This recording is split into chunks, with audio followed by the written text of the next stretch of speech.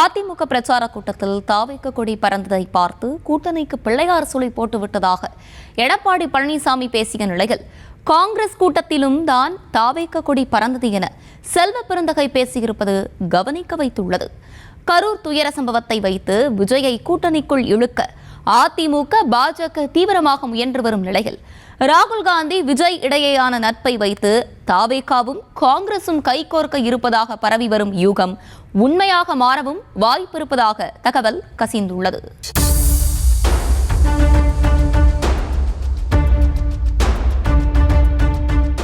தமிழக அரசியல் களத்தை கரூருக்கு முன்பு கரூருக்கு பின்பு என பிரித்து பார்க்கும் அளவுக்கு அந்த சம்பவம் பல மனக்கணக்குகளை மாற்றி போட்டிருக்கிறது என்றுதான் சொல்ல வேண்டும்.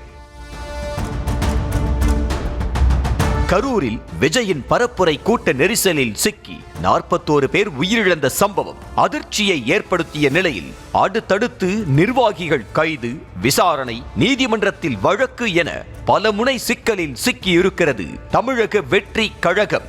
இந்த நெருக்கடிக்கு மத்தியிலும் விஜய் யாருடன் கூட்டணிக்கு செல்ல வாய்ப்பிருக்கிறது என்ற விவாதமும் சூடு பிடித்திருக்கிறது. எவ்வளவு நாள் விஜய் தனித்து தேர்தலை சந்திக்க வாய்ப்பிருக்கிறது என சொல்லப்பட்டு வந்த நிலையில், கரூர் சம்பவத்திற்கு பிறகு தனக்கு ஏற்பட்ட நெருக்கடி காரணமாக பலம் வாய்ந்த கட்சிகளின் கூட்டணியை நோக்கி நகர வாய்ப்பிருப்பதாக கூறப்படுகிறது.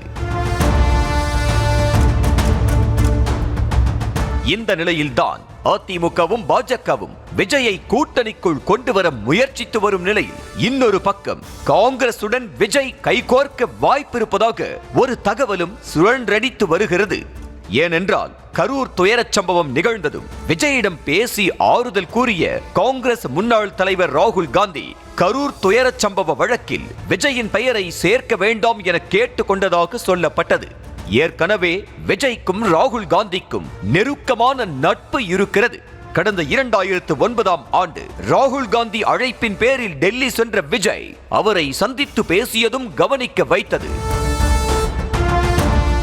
இப்படிப்பட்ட சூழலில் விஜய்க்காக ராகுல் காந்தி பரிந்து பேசியதாக வெளியான தகவல் கூட்டணிக்கான பிள்ளையார் சுழியாக இருக்குமா என யோசிக்க வைத்தது. இந்த நிலையில் அதிமுக பிரச்சார கூட்டத்தில் தாவேக்க கொடிகள் பறந்தது குறித்த கேள்விக்கு, காங்கிரஸ் கூட்டத்திலும் தான் தாவேக்க கொடிகள் பறந்தன என பதிலளித்த செல்வ பெருந்தகை, எடப்பாடி பழனிசாமி பகல் கனவு காண்பதாக பேசியிருக்கிறார். அதிமுக பிரச்சார கூட்டத்தில் எடப்பாடி பழனிசாமி பேசிக்கும் போது தாவேக்க கொடியை பார்த்து கூட்டணிக்கு பிள்ளையார் சொல்லி போடப்பட்டாச்சு அப்படிங்கிற மாதிரி ஒரு சொல்லியிருக்காரு. தாவேக்காவோட கூட்டணி எங்க கூட்டத்தில் கூட தான் தாவேக்கா கொடி பறந்தது நேற்றுக்கு. அதுக்காக நாங்கள் சொல்ல முடியுமா? அவர் ஒரு பகல் கனவு கண்டுட்டு இருக்காரு. அவர் பகல் கனவு பலிக்காது. அதுக்குன்னா அதிமுக என்றது அமித்ஷா திமுக மாறிடுச்சது. அதனால் அவர் அங்கே தான் எதனா எதிர்பார்க்க முடியும். மக்கள்கிட்டையும் எதிர்பார்க்க முடியாது, வேற கூட்டணிக்கிட்டையும் எதிர்பார்க்க முடியாது. ஏற்கனவே ஆட்சியில் பங்கு வேண்டும், கூடுதல் தொகுதிகள் வேண்டும் என காங்கிரசின் சில நிர்வாகிகள் கூறி வரும் நிலையில், விஜயுடன் கைகோர்க்க காங்கிரஸ் தயாராகிவிட்டதா என்ற கேள்வியை எழுப்ப வைத்திருக்கிறது செல்வ பெருந்தகையின் பேச்சு. காங்கிரசின் மூத்த முன்னோடி தலைவரான காமராஜரை விஜயும் தனது கொள்கை தலைவராக ஏற்றுக்கொண்டிருக்கும் நிலையில், இதுவரை விஜயும் காங்கிரஸ் குறித்து எந்த விமர்சனமும் முன்வைத்தது கிடையாது. விஜயுடன் கூட்டணி வைப்பதன் மூலம் ஆட்சியில் அதிகாரம் கிடைக்கும் என்பதோடு கேரளாவில் மீண்டும் ஆட்சியை பிடிக்க உதவியாக இருக்கும் என்பதும் காங்கிரசின் திட்டமாக இருக்கும் என சொல்லப்படுகிறது. கேரளாவில் விஜய்க்கு பெரிய அளவில் ரசிகர் பட்டாளம் இருக்கிறது என்ற நிலையில், காங்கிரசுக்காக விஜய் வாக்கு கேட்கும் போது அது வெற்றி பாதைக்கு வழிவகுக்கும் என்பதும் காங்கிரஸ் மேலிடத்தின் ரூட் மேப்பாக இருக்கலாம் என கருதப்படுகிறது.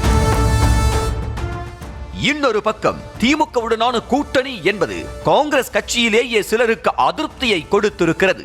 கரும்பு சாறை எல்லாம் திமுக குடித்துவிட்டு வெறும் சக்கைதான் காங்கிரசுக்கு கிடைப்பதாக சில நாட்களுக்கு முன்பு அந்த கட்சியின் முன்னாள் மாநில தலைவர் விரக்தியில் பேசியிருந்தார். இதே மனநிலையில் காங்கிரசின் பல நிர்வாகிகள் இருக்கும் நிலையில், அதனை யோசித்தும் டெல்லி மேலிடம் முடிவு செய்ய வாய்ப்பிருப்பதாக பார்க்கப்படுகிறது. படி பல விவாதங்களுக்கு மத்தியில் காங்கிரஸ் கூட்டணி குறித்து துணை முதலமைச்சர் உதயநிதி ஸ்டாலின் சூசகமாக விளக்கமும் அளித்துள்ளார்.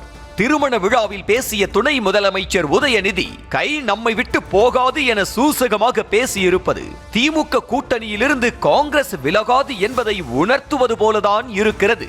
நிகழ்ச்சியில் எங்கு சென்றாலும் மக்கள் வரவேற்பு, கழகத்தினுடைய உற்சாக எழுச்சி வரவேற்பு. இன்றைக்கு இந்த அரங்கத்திற்கு என்னுடைய வாகனத்திலிருந்து இறங்கி வரும்போது கூட உங்களுடைய எழுச்சியும் உங்களுடைய அன்பையெல்லாம் பார்த்துவிட்டு தான் வந்திருக்கின்றேன். முழுசாக மேடைக்கு வந்து சேருவேன் என்ற நம்பிக்கை எனக்கு கொஞ்சம் கம்மியாக தான் இருந்தது. என்னுடைய கைகளோடு நான் வருவேனா, முழுதாக வருவேனா அப்படிங்கிற சந்தேகம் இருந்தது. ஆனால் என்னைக்குமே கை நம்மளை விட்டு போகாது.